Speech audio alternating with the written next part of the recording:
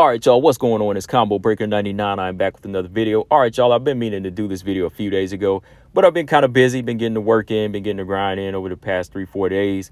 So yeah, man, I'm back with another one. I wanted to talk about a fighter that y'all know I'm high on in the UFC women's strawweight division, looking at this strawweight prospect in Yazmine Jauregui. Y'all hear me talk about her over here a lot on this channel. You know, I think she has an exciting style. She definitely has the goods to potentially break into the top 15 and maybe the top 5 one day, one day soon. And after looking at her performance past 2 weekends ago against Stella Nunes, I definitely admitted that, I saw some holes in her game that she needs to work on. She does have a crowd-pleasing style. She entertains, but she has that dog in her. She has that dog to come back in a fight and really want to fight hard and finish a fight. That's a good thing about her. But, like I said, I think she definitely needs to work on some things because, the strawweight division is a heavy skilled division. When you look at the fighters like Wei Li, Rose, and Marina, all of these fights, Yan Xiaonan, all the way down to Michelle Waterson and Tisha Torres and Angela Hill, they all bring some level of skill that can just stop you in your tracks. So a fighter like Yazmine Jauregui, she definitely still needs to work on some things, evolve as a fighter before she looks to take that big leap, right? And that's something I was talking to y'all about in my live stream like 2 weekends ago. But what's crazy is a few days later, Yazmine Jauregui, she does this interview and she talks about wanting to kind of pump the brakes. She's in no rush to try to get into the rankings right now. She wants to evolve as a fighter. She's looking to develop, take her time, and grow into a dominant fighter, right? And who said that right before she said it? I did, because look, I'm one to, big up a fighter, give her props. But if I see some holes in the game and I see if they're, and if I kind of see, some things that they need to work on, but I see the potential, I'm going to be real and just say, hey, they need to take their time and grow and develop. And Yazmine Jauregui, it's a good thing that as a fighter, she feels that way. It's one thing if a fan says it or an analyst says it, but the fighter has to feel that way. So Yazmine Jauregui, like she said, she wants to take her time and develop and grow into a dominant fighter. She definitely has a crowd-pleasing style, but now's the time to want to grow, like she said, and, gain that respect. And that's the mindset you need if you want to be a champion. If you want to be a champion, you got to take your time out and say, okay, it's time to evolve because, not every fight is going to be this rock'em sock'em type of fight or this brawling type of fight where you can go in there and just utilize your style all the time. There's going to be fights where you have to know how to make adjustments, or there's going to be fights where you fall behind and you got to know how to come from behind and say, oh, I got to step up and try this instead. It's not always going to go your way because right now, Yazmine Jauregui has been having a couple fights where they go her way, but you can already see there's some signs there where the fighters are fighting back. The fighters are fighting back and they're fighting hard. And just imagine if she goes in there with somebody with the gas tank and the ability to fight 3 rounds, right? Like an Angela Hill, you know what I mean? So she understands that it's time to evolve now, let the crowd get to know her to also kind of build up her marketability and all of that. And just learn how to be a dominant fighter. It's one thing to be an entertaining fighter, but it's another to be a dominant fighter, right? So, yeah, shout out to MMA Junkie and WMMA Rankings for posting MMA Junkie's interview with her. But I just wanted to kind of read through some of the things that she had said here as far as growing as a fighter. Okay, so she said, I'm young, I'm only 23, I'm in no rush to enter the rankings.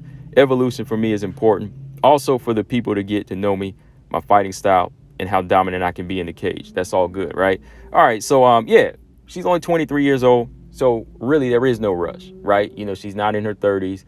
And, she's not the type of fighter that was screaming for the champion anyway, talking a bunch of trash, right? So she can take her time. She's not in the rankings yet, so they're not trying to push her to 15 where she says, I want to backtrack or anything like that. So now's the time to just kind of fight different styles in the unranked realm and grow. Evolution is important. That's why I'm really, shocked at the same time. Happy to hear a fighter like Yazmine Jauregui say that evolution is important for me because this game is growing. MMA is growing. It's not the same. It's just not the same where you can go in there and think you can dominate with striking all day or dominate with your jiu-jitsu. Look at Mackenzie Dern. Like, she's suffering for that. I mean, she has a good spot right now, but she's kind of suffering from that, not being able to bridge that gap and also know how to wrestle, right? And even really tighten up on her striking. Even with Marina Rodriguez, she's gotten to the top.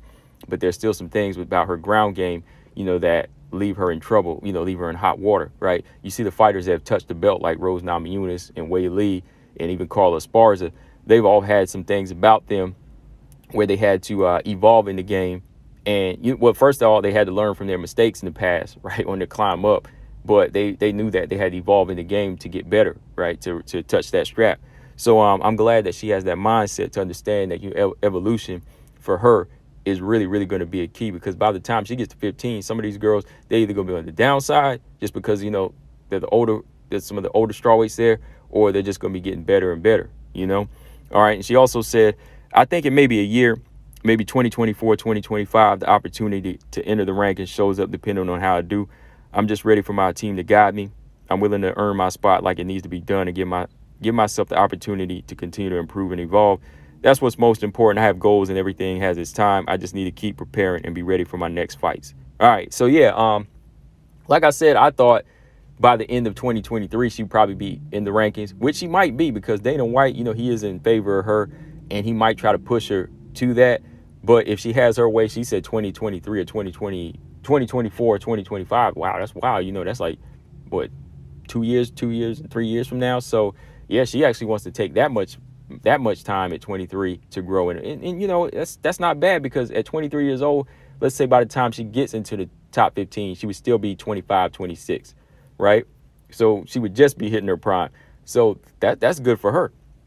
Like, if she wants to continue to fight these fighters, that's good on her. But, I think at some point, the matchmakers are going to try to give her somebody like Luana Pinheiro or even Jessica Penne, if she's still around, or one of these fighters like Michelle Waterson. I think they probably will, sometime this year. But maybe if she talks to them and her team knows how to talk to them, maybe she can just kind of, push it out and just take her time and fight the lower ranked fighters, and not look to get a ranked fight until like 2024 or 2025. But like I said, how the rankings do sometimes, they'll push you in there regardless. Like they did Amanda Ebas. She didn't even deserve the spot. Look at Poliana Viana. She's number 15 right now, right? So when a Yazmine Jauregui gets on a hot streak, they definitely going to put her in there. But I agree with her, though. If she wants to take her time, that's fine. It's better than seeing like one of my fighters that, is really hot, hot and good to go on like this winning streak, but still showing a lot of holes that gets pushed too fast. And when you just know that when they run into the right fighter, they're going to get exposed and they're going to get shut down, right? So I like the path that she wants to choose. Hopefully they can keep that going for her. And I think, she can kind of learn to kind of measure it out and say, okay, this is what I need to work on. This is where I need to slow it down. And it's good that she's training with fighters like Valentina Shevchenko, Marino, and even Angela Hill, because she can learn from the best fighters like Valentina, and she can learn from the fighters like Angela Hill who are getting better now and who made the mistakes early in her career. Somebody like Angela Hill can tell her, oh, this is what I used to do wrong before. This is what I was scared to do before, right? Or this is where I failed before. Don't do this, right?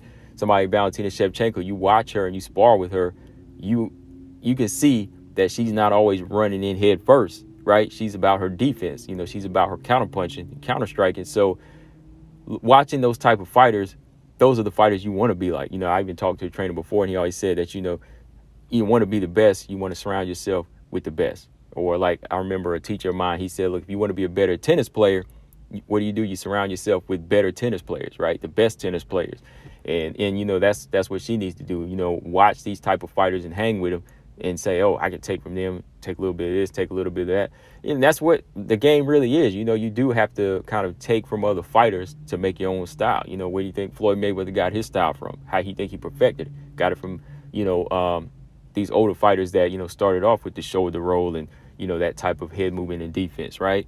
So, yeah, I think Yazmine Jauregui is taking a very solid approach, smart approach. Hopefully the UFC doesn't push her too fast. Dana White doesn't go too crazy with her and say, oh, I need to start now. She looked good in this fight. Let's get her in there. No, I think she could fight maybe, like 2 times a year, some more unranked fighters, and, just keep growing that way. No need to rush her up, if she's not ready. And, I want to see her in there with fighters like Lupe Benitez, Vanessa Demopoulos, these type of fighters that'll test her grappling and test her ground game and even her takedown defense, and, just help her evolve on that level. Then by the time she gets to 15, she can come in and fight a fighter like Waterson or Mackenzie Dern, and then just start making her move that way. You know, that's the smart way to do it, especially when you're this young. No need to push it too far, right? So yeah, man, shout out to Yazmine Jauregui. I like this talk. You know, I like this talk. I'm glad a fighter is thinking that way now. You know, some of these other fighters think that, oh man, I'm gonna get it in 2 or 3 fights. Oh, I'm gonna beat this champion. I got it. I got everything to beat the champion. I'm gonna pull off the upset. You know, okay, that's good that you can have confidence like that, but let's be real. You know, let's actually step back and say, hey, what do we really got to do to be champion? And this is the type of mindset, to me, that you have to take to get on that path to be the champion. All right. So let me know, guys, what y'all think. Combo Breaker 99. I'm out. Subscribe. Peace.